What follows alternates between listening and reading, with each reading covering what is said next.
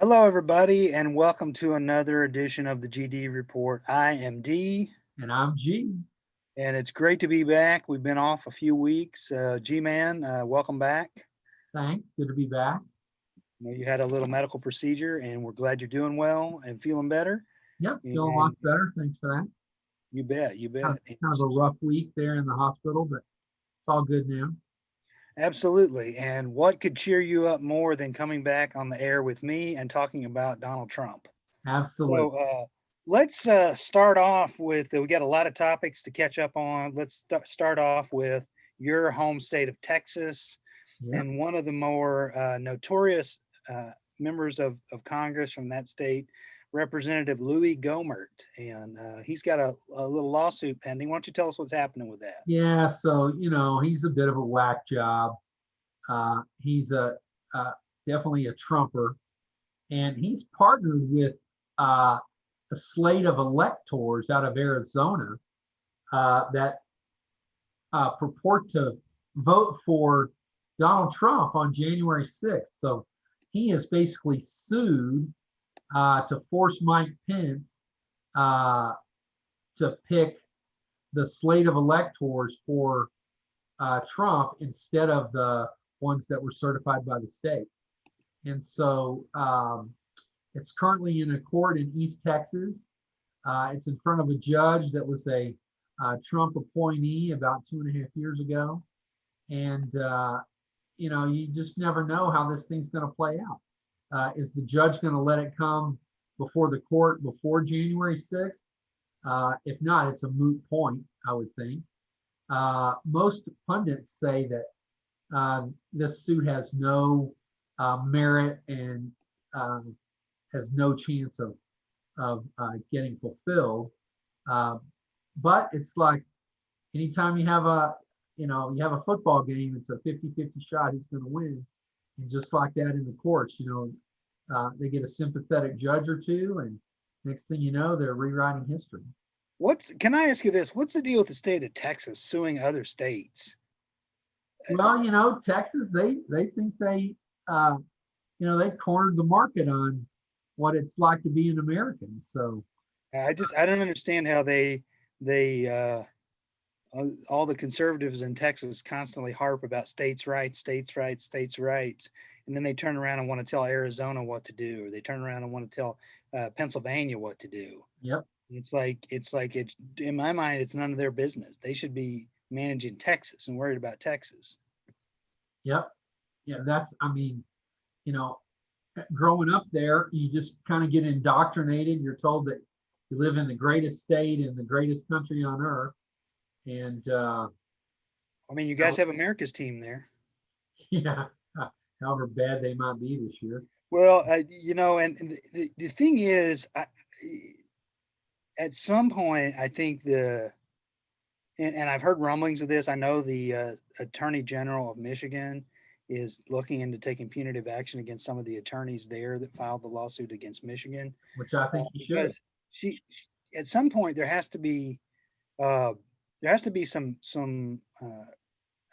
consequences for taking these really frivolous is not even strong enough word for me, just ludicrous lawsuits. Yep. They're just like total Hail Marys. I mean, if you and I were to sue a car dealer on a consistent basis, and we did it over 90 times, and it was all on unfounded charges that we said, the car dealer wasn't changing our oil, and there was no, and they had proof that he was changing our oil, and we just kept suing and kept suing. Eventually, the court will reprimand us individually, and A, will have to pay the court fees of the person we're suing and the lawyer fees, and B, they're not going to allow us to bring cases anymore because they're going to say you've abused the system.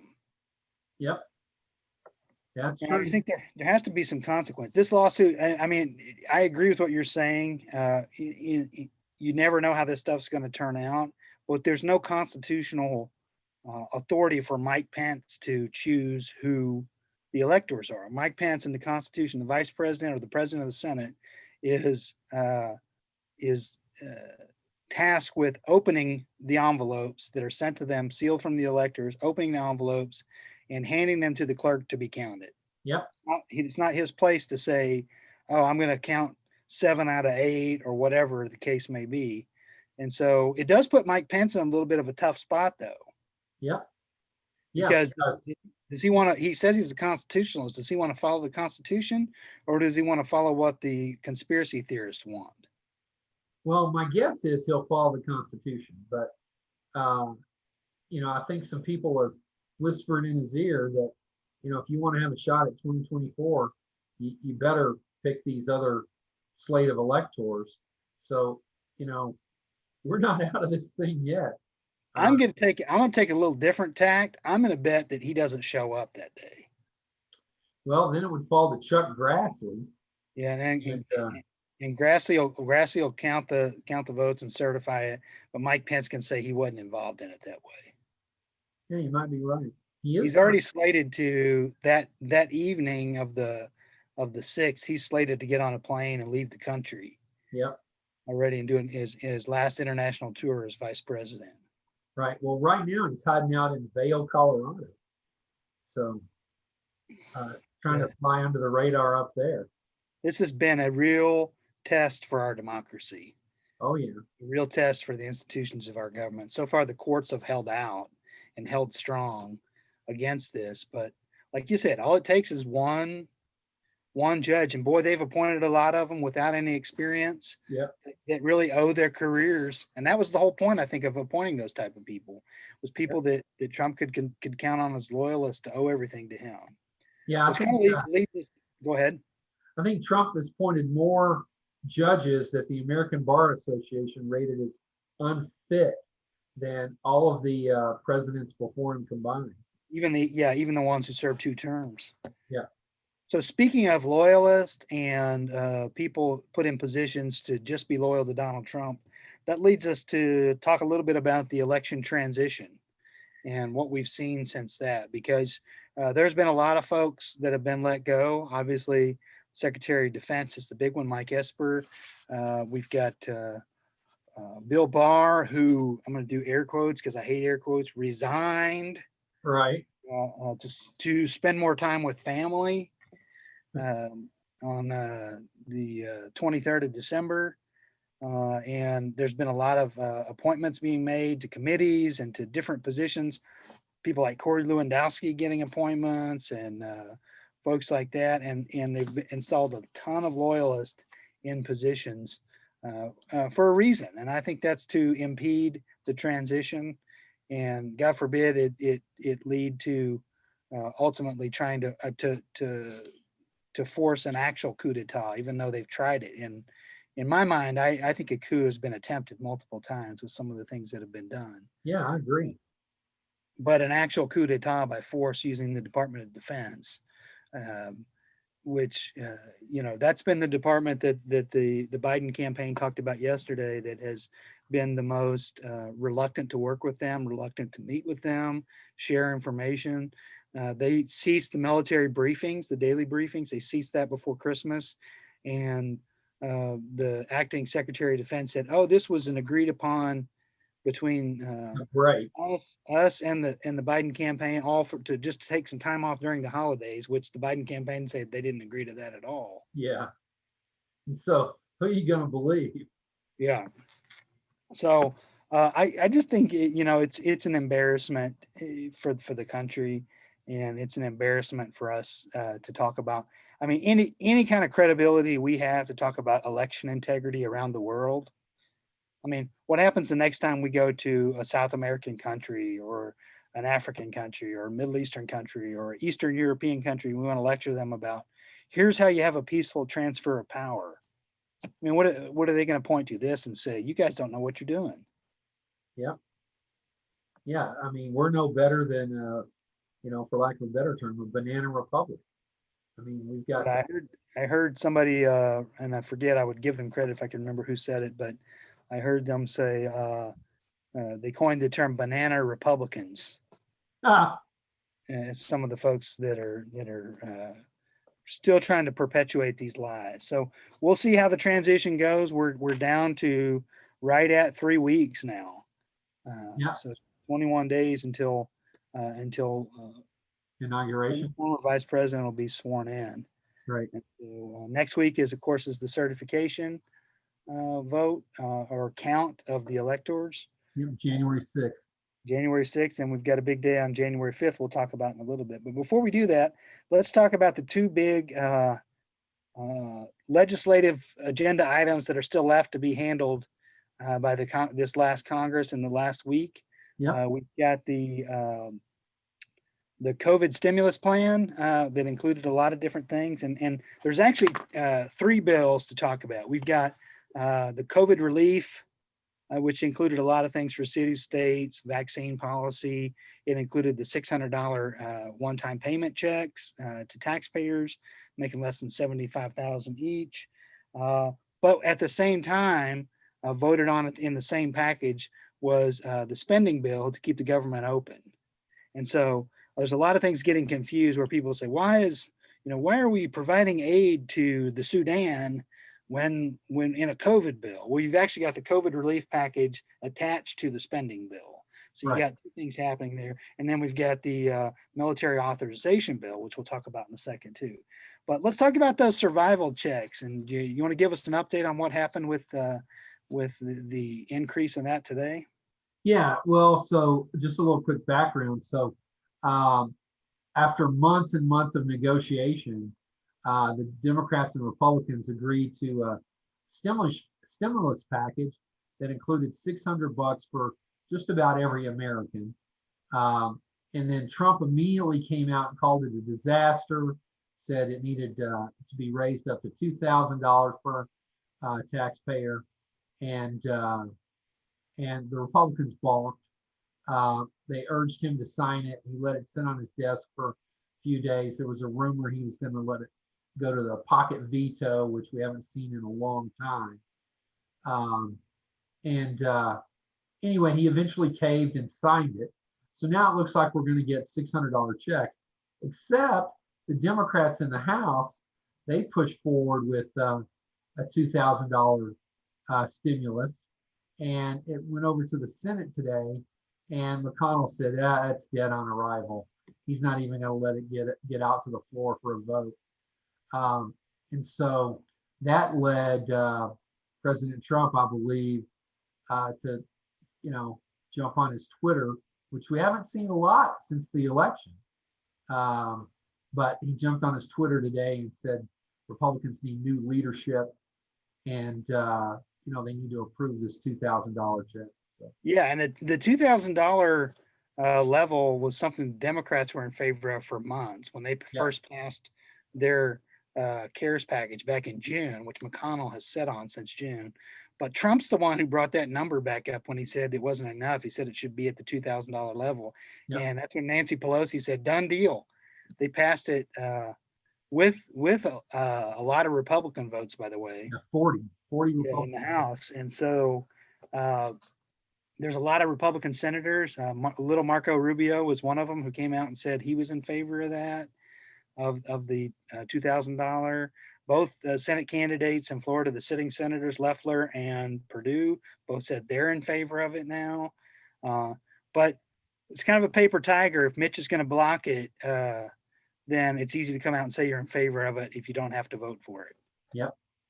So, but Bernie Sanders says he's going to filibuster the Military Authorization Act and try to block that, which is the other big thing hanging over right now, because in that we had a lot of you have a military spending bill with the money's already been approved for the military, but the Military Authorization Act is where the Congress determines how that money gets spent.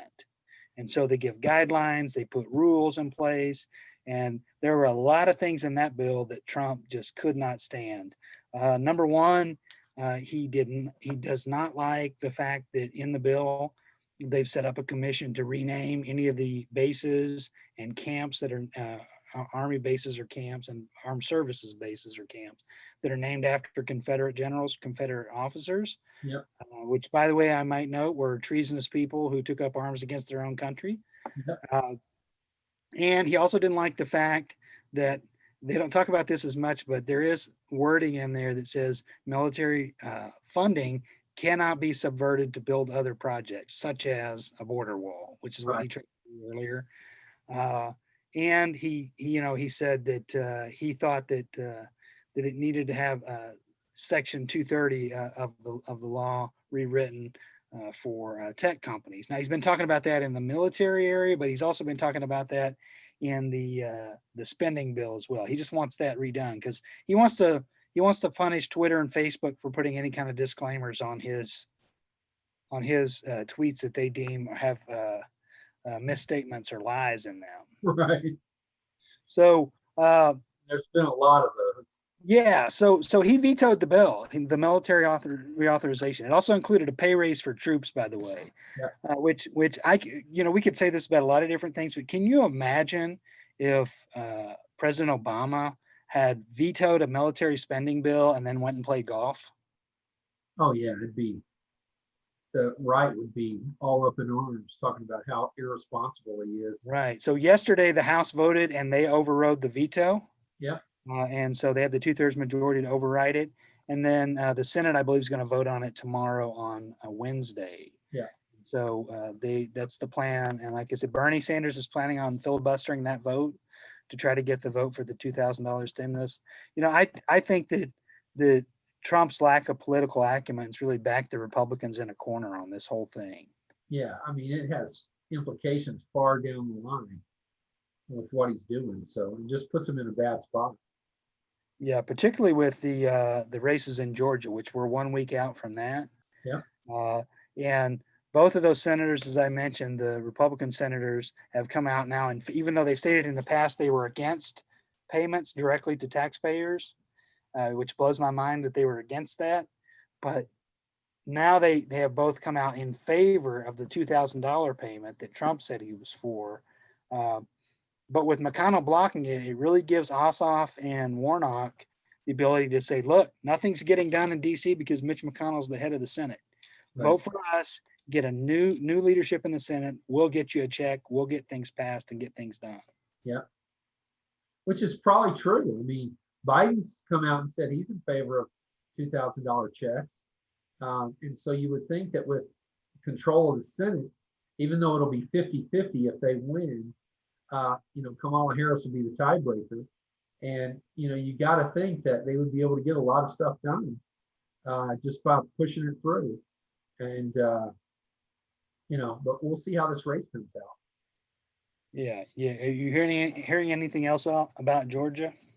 I just heard the Democrats have been raising money like crazy, just like they did during the general. Yeah.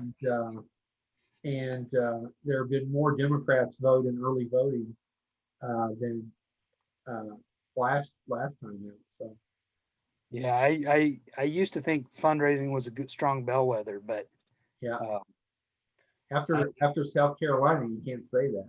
well, I think what we're seeing is that the money's really got to go to the right things, and you can almost be so diluted in money that you don't have anything else to spend it on, and if you don't have a good get out the vote structure in place already, it's not the more money's not going to do you any good. Yeah, no, there's only so much advertising you can buy before the public just kind of turns a blind eye. And I mean, I guess you can use that money to pay door knockers and staff to, get the message out. But in South Carolina, at least they didn't do that. So, we'll see. So it should be an interesting race. We'll see how it turns out. I'm still of the opinion that it's a twofer either way. I don't see people going in and splitting and saying I'm going to vote for one and not the other. Yeah, I don't either. And both sides of the ticket have campaigned together and almost done it like a running mate type situation. So it should be interesting. I think Trump is supposed to go campaign there on on the 4th, so the Monday night before the election. He's supposed to go campaign again in Georgia, which God knows what he will say. Right. I was just thinking that. So one last thing before we wrap up is we did have a terrorist attack this past week in Nashville, Tennessee. Yeah. We had a gentleman that I shouldn't call him a gentleman. That's a very kind term. We had a person that went in and blew up an RV, blew up a section of town, killed themselves, injured some folks, and living in a city that I live in, like Oklahoma City, that has been a victim of domestic terrorism. It's really unsettling, the fact to me that there's been really no national outcry from the president about this. He hasn't even mentioned this incident.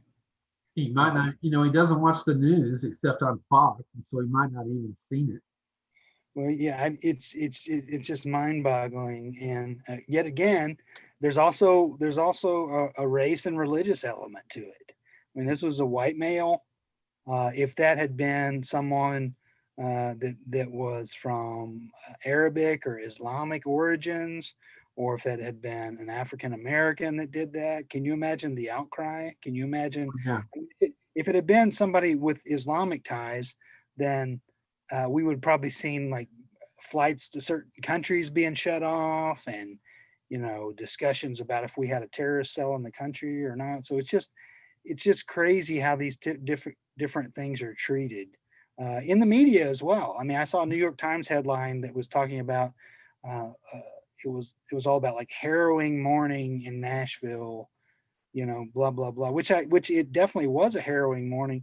But when you looked at some of the other attacks that had happened, you saw that they mentioned the nationality of the person who did it. They mentioned the word terrorism. So pretty disturbing.